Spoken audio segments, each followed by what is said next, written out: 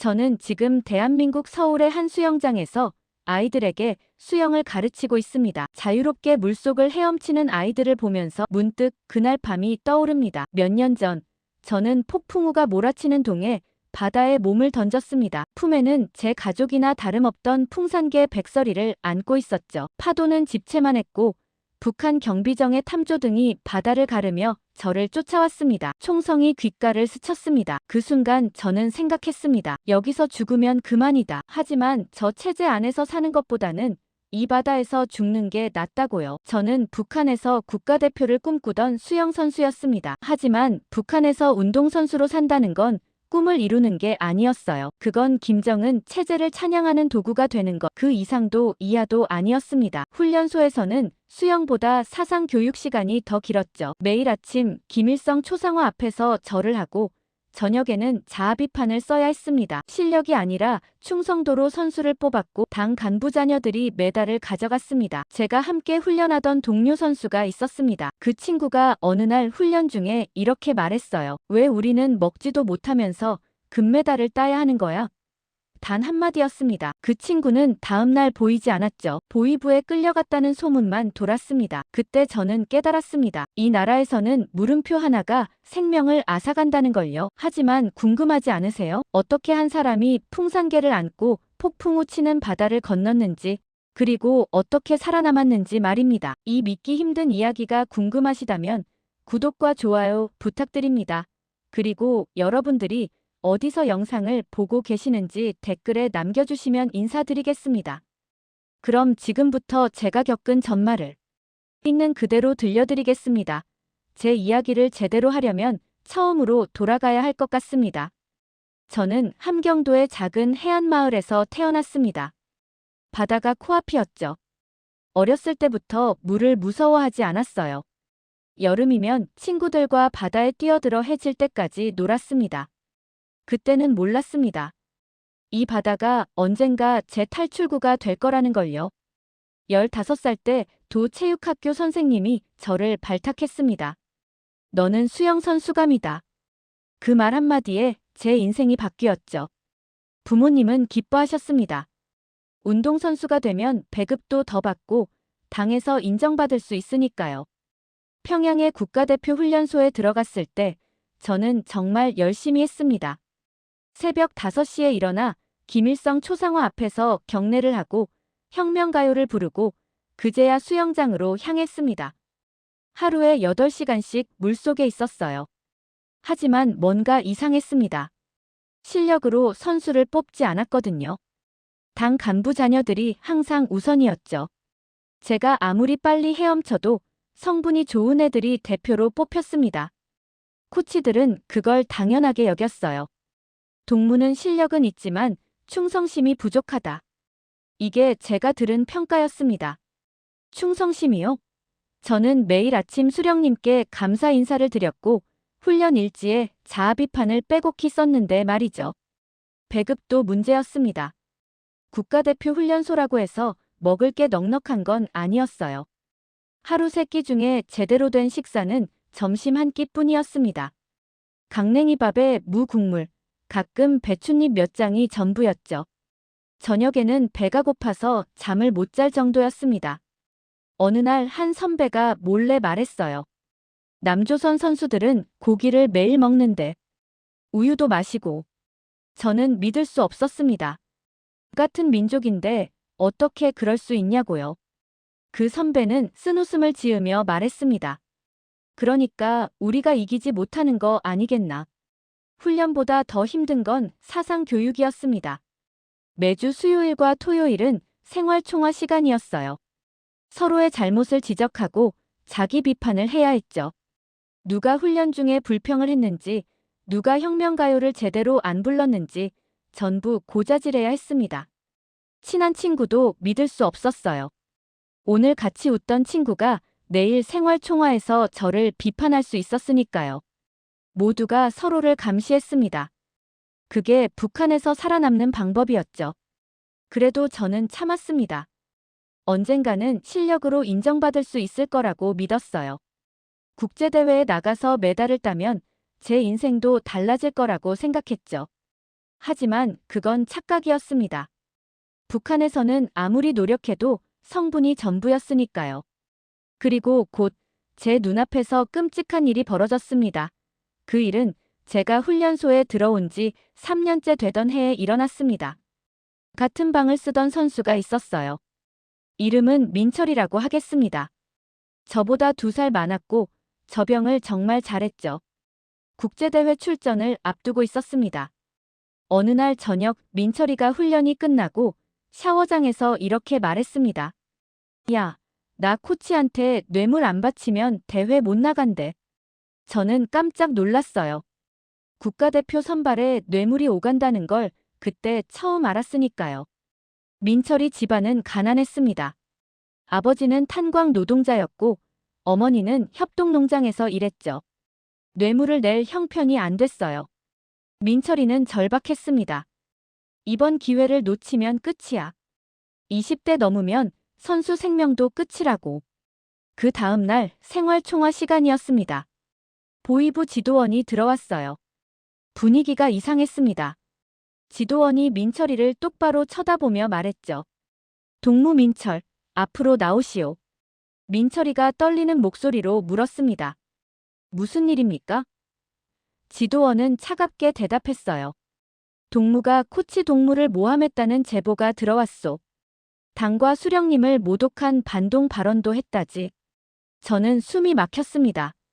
누군가 민철이의 말을 보위부에 고자질한 겁니다. 같은 방 선수들 중 하나였죠. 민철이는 부인했지만 소용없었어요. 나는 그런 말 안 했습니다. 코치 동무를 존경합니다. 민철이가 울먹이며 말했지만 지도원은 들은 척도 안 했습니다. 조사받으러 가자. 보위부에서 다 밝혀질 거요. 민철이는 그날 끌려갔습니다. 저희는 아무것도 할 수 없었어요. 그저 바닥만 쳐다보고 있었죠.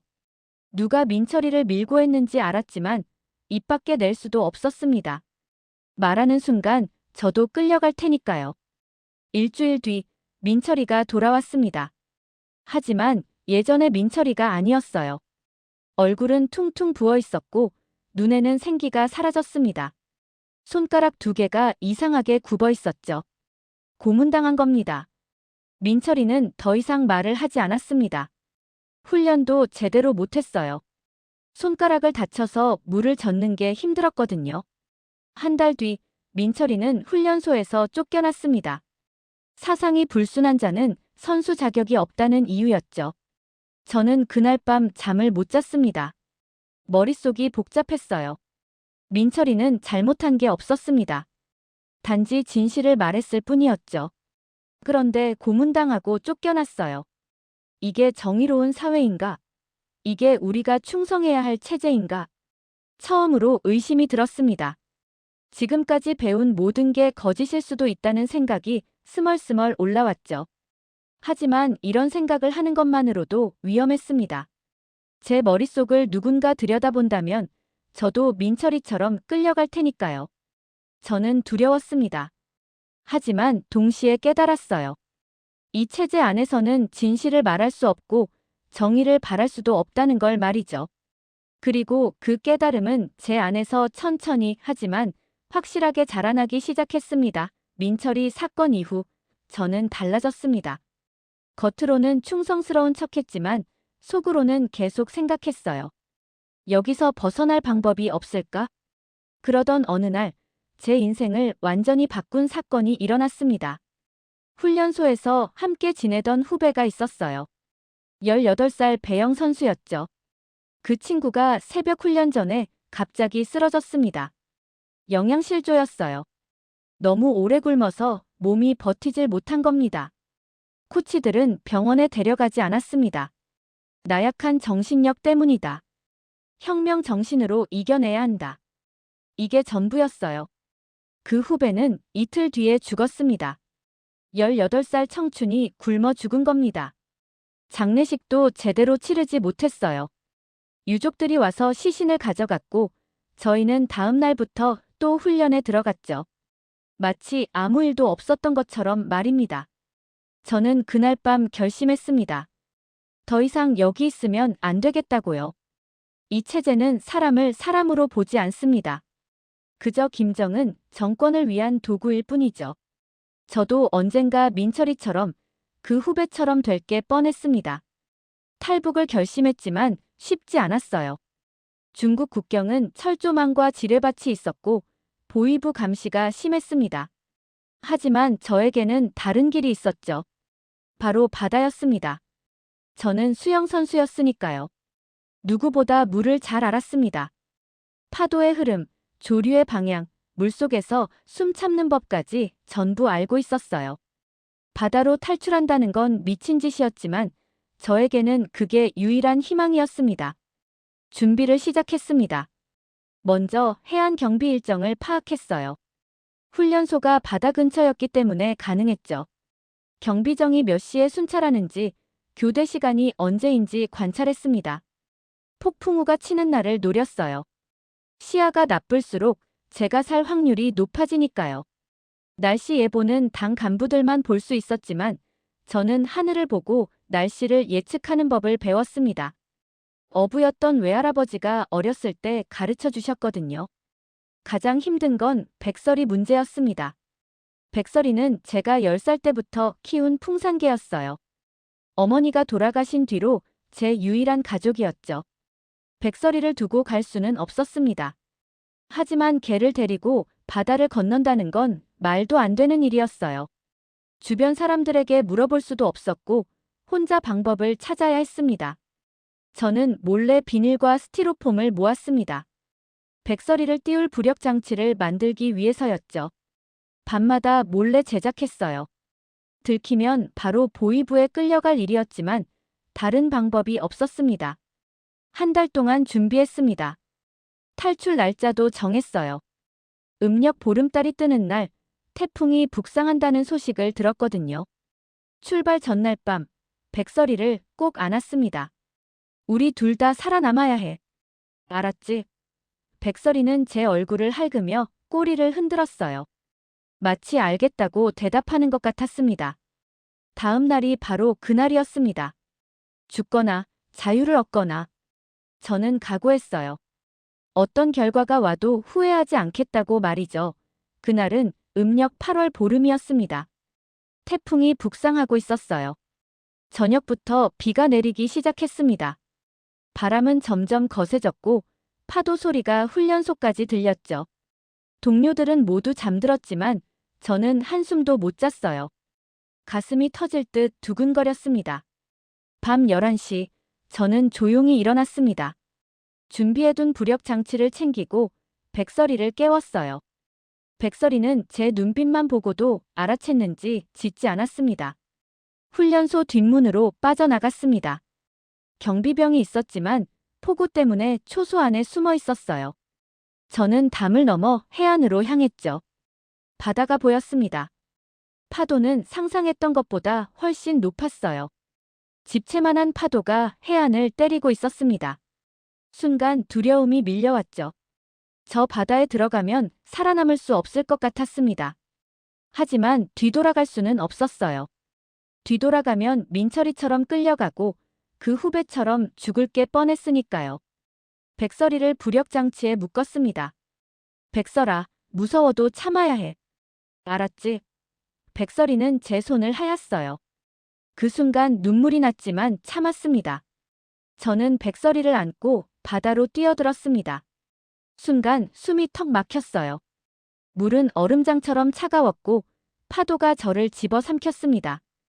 백설이가 비명을 질렀지만 물소리에 묻혀버렸죠. 저는 필사적으로 헤엄쳤습니다. 파도를 타고 앞으로만 나아갔어요. 숨을 쉴 수가 없었습니다. 파도가 입과 코로 쏟아져 들어왔거든요. 그때 뒤에서 탐조등 불빛이 보였습니다. 경비정이었어요. 저를 발견한 겁니다. 거기서 움직이지 마. 확성기 소리가 들렸습니다. 하지만 저는 멈추지 않았어요. 더 빠르게, 더 깊이 헤엄쳤죠. 총성이 울렸습니다. 탕, 탕, 탕. 총알이 물속으로 박혔어요. 귓가를 스치는 소리가 들렸습니다. 조금만 빗나갔어도 제 머리에 맞았을 겁니다. 저는 잠수했습니다. 백설이를 꼭 안고 물속 깊이 들어갔어요. 폐가 터질 것 같았지만 참았습니다. 수영선수 시절 훈련했던 게 이때 나왔죠. 30초, 40초, 50초. 숨을 참을 수 있는 한계까지 참았습니다. 백설이가 제 품에서 몸부림쳤어요. 백설이도 숨이 막혔던 겁니다. 더 이상 못 참겠다 싶을 때 수면으로 올라왔습니다. 숨을 크게 들이마셨어요. 뒤를 돌아보니 경비정의 불빛이 점점 멀어지고 있었습니다. 하지만 안심할 수 없었어요. 파도는 여전히 거셌고 몸은 얼어붙을 것처럼 차가웠습니다. 백설이는 숨을 헐떡이며 축 늘어져 있었죠. 백설아, 조금만 더 버텨. 조금만. 저는 백설이를 다독이며 계속 헤엄쳤습니다. 시간이 얼마나 지났는지 모르겠어요. 1시간, 2시간, 체력이 바닥났습니다. 팔다리에 힘이 하나도 안 들어갔어요. 그때 저 멀리 불빛이 보였습니다. 북한 경비정과는 다른 더 큰 배의 불빛이었어요. 저는 마지막 힘을 짜냈습니다. 그 불빛을 향해 헤엄쳤죠. 제 입에서는 신음소리가 나왔지만 멈추지 않았습니다. 살려주세요. 제발. 살려주세요. 저는 소리쳤습니다. 목이 쉬도록 외쳤어요. 그리고 그 순간 그 배의 탐조등이 저를 비췄습니다. 저는 그때 알았습니다. 저 배는 대한민국 해군이라는 거리요. 대한민국 해군의 탐조등이 저를 비추는 순간 저는 힘이 빠져 물속으로 가라앉기 시작했습니다. 거기 사람이다. 구조 준비. 한국말이었어요. 북한말과는 억양이 달랐지만 분명 같은 언어였죠. 저는 그 소리를 듣고 울음이 터졌습니다. 해군들이 구명보트를 내렸습니다. 2명의 해군이 물속으로 뛰어들어 저와 백설이를 끌어올렸어요. 저는 그때 정신을 잃었습니다. 깨어났을 때 저는 배 안에 있었습니다. 따뜻한 담요가 몸을 감싸고 있었고 옆에는 의무병이 있었어요. 백설이도 담요에 쌓여 제 옆에 누워 있었죠. 정신 드셨습니까? 의무병이 물었습니다. 저는 고개를 끄덕였어요. 목소리가 나오지 않았거든요. 의무병은 따뜻한 물을 건넸습니다. 저는 그걸 받아 마셨어요.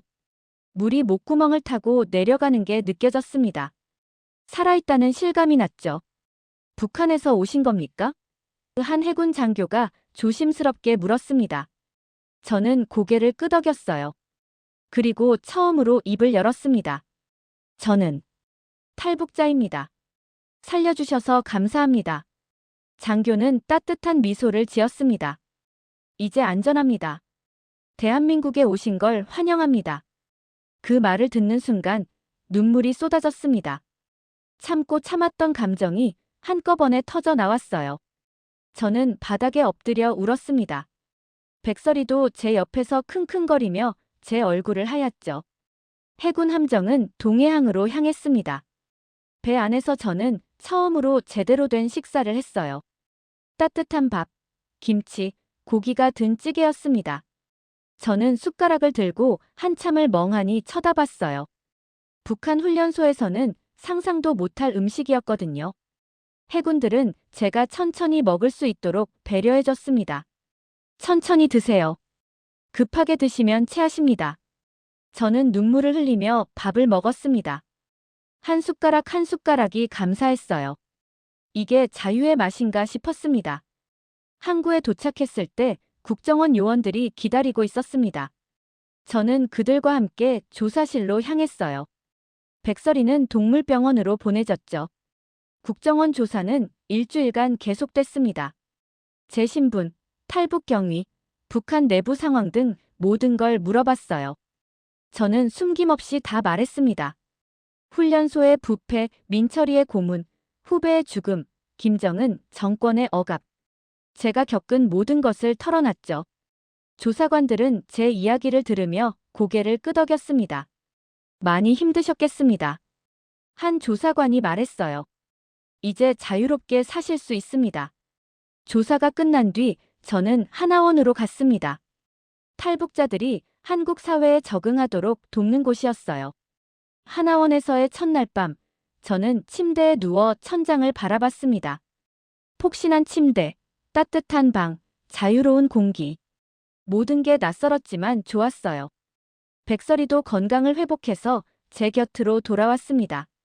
하나원 직원들은 백설이를 무척 아껴줬어요. 이 개가 당신의 생명을 구했군요. 그들이 말했죠. 저는 백설이를 안으며 속삭였습니다. 우리 해냈어. 정말 해냈어. 하나원에서의 생활은 놀라움의 연속이었습니다. 마트에 가면 음식이 넘쳐났고 사람들은 자유롭게 말했어요. 누구도 감시하지 않았고 누구도 두려워하지 않았습니다. 이게 바로 제가 목숨 걸고 찾아온 자유였습니다. 하나원에서의 3달은 제 인생에서 가장 중요한 시간이었습니다. 처음 한국어 수업을 들었을 때 당황했어요. 북한말과 남한말이 이렇게 다른 줄 몰랐거든요. 아이스크림을 얼음 보숭이라고 말했다가 사람들이 웃었습니다. 부끄러웠지만 배워야 했죠. 컴퓨터 수업도 충격이었습니다. 북한에서는 인터넷이라는 게 존재하지 않았어요. 검색창에 뭐든 입력하면 정보가 나온다는 게 신기했죠. 처음으로 유튜브를 봤을 때는 입이 벌어졌습니다. 여기서는 누구나 영상을 만들 수 있습니다. 강사가 말했어요. 저는 믿을 수 없었습니다. 북한에서는 방송국 외에는 아무도 영상을 만들 수 없었거든요. 그것도 당의 검열을 거쳐야만 했죠. 은행 계좌를 처음 만들었을 때도 놀랐습니다. 제 이름으로 된 통장이 생긴 겁니다.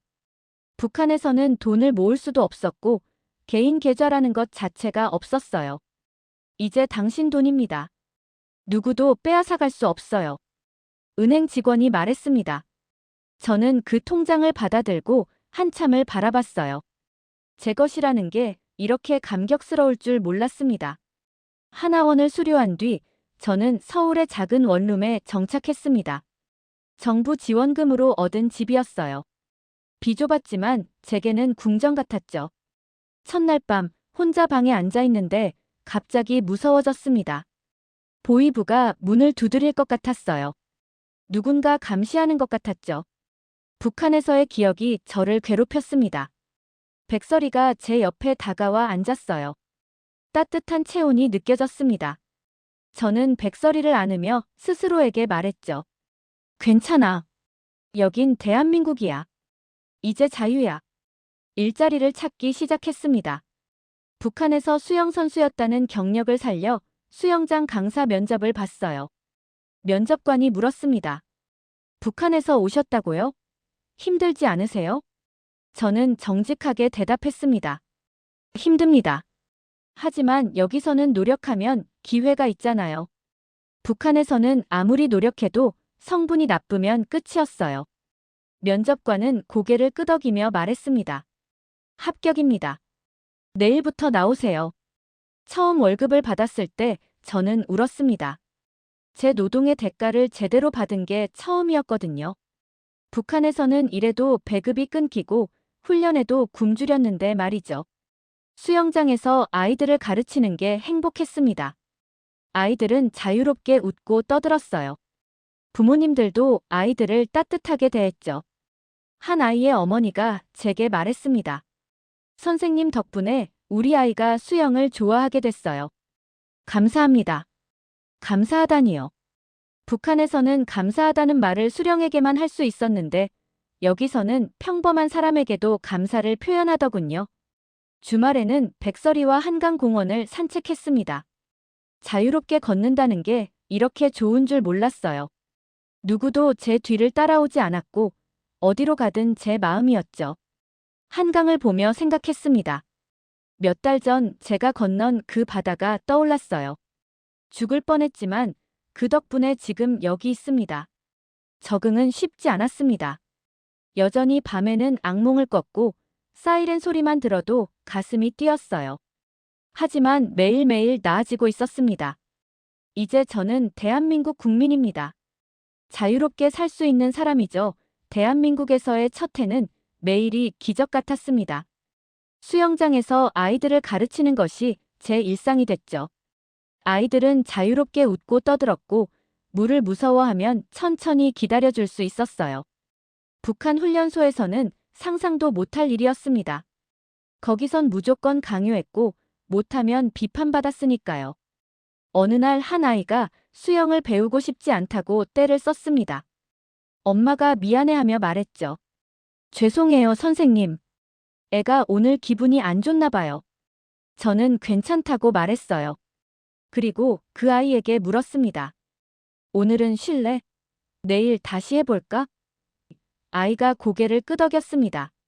그 순간 깨달았어요. 여기서는 선택할 수 있다는 걸요. 하기 싫으면 안 해도 되고, 쉬고 싶으면 쉴 수 있죠. 북한에서는 선택이라는 게 존재하지 않았습니다. 당이 시키면 무조건 해야 했고, 거부하면 반동이 됐으니까요. 주말마다 백설이와 산책을 했습니다. 한강공원, 남산, 올림픽공원 어디든 자유롭게 갈 수 있었어요.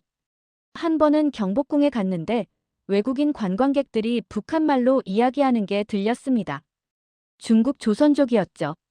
순간 가슴이 철렁했어요. 북한 보위부가 따라온 건 아닐까 하는 두려움이 올라왔습니다. 백설이가 제 손을 핥았어요. 저는 심호흡을 하고 스스로에게 말했죠. 괜찮아. 여긴 대한민국이야. 이제 자유야.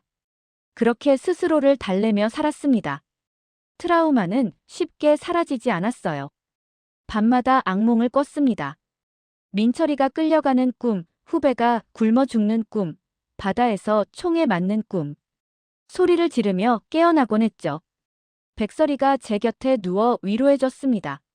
상담센터를 찾아갔어요. 탈북자 전담 심리 상담사가 있었습니다. 처음엔 말하기 힘들었어요. 북한에서는 약한 모습을 보이면 안 됐거든요. 하지만 상담사는 따뜻하게 말했습니다. 괜찮아요. 여기서는 울어도 돼요. 힘들다고 말해도 돼요. 그 말에 울음이 터졌습니다. 참고 참았던 감정들이 쏟아져 나왔어요. 민철이에 대한 죄책감, 후배를 구하지 못한 미안함, 북한에 남겨둔 사람들에 대한 그리움. 전부 털어놨죠. 1년이 지나자 조금씩 나아졌습니다. 악몽도 줄어들었고 사람들과 편하게 이야기할 수 있게 됐어요. 수영장 동료들과 저녁도 먹고 주말에는 영화도 보러 갔습니다. 평범한 일상이 이렇게 소중한 줄 몰랐어요. 어느 날 제자 한 명이 물었습니다. 선생님은 왜 수영을 좋아하세요? 저는 잠시 생각했어요. 그리고 대답했죠. 수영은 나를 자유롭게 해줬어. 물속에서는 아무도 날 막을 수 없거든. 아이는 고개를 갸우뚱했지만 저는 알고 있었습니다. 수영이 제 목숨을 구했다는 걸요. 그 폭풍우 치던 밤, 바다가 저를 북한에서 꺼내줬죠. 이제 저는 대한민국 국민입니다. 투표도 하고 세금도 내고 자유롭게 살아갑니다. 가끔 북한에 남은 사람들을 생각하면 가슴이 아파요. 여전히 그곳에서 굶주리고 억압받고 감시당하는 사람들 말이죠. 하지만 저는 살아남았습니다. 이 자유를 증명하기 위해서라도 열심히 살아야죠. 백설이와 함께 이 땅에서 행복하게 살겠습니다. 자유는 공짜가 아니었습니다. 목숨을 걸고 얻은 것이죠. 그래서 더 소중합니다. 여러분도 지금 누리는 자유가 얼마나 귀한 것인지 기억해 주세요. 저는 오늘도 수영장에서 아이들을 가르칩니다. 그들이 물속을 자유롭게 헤엄치는 모습을 보면서 제가 건넌 그 바다를 떠올립니다. 그리고 감사합니다. 살아남게 해주셔서, 자유를 주셔서, 이 땅에 발 딛게 해주셔서. 대한민국 감사합니다.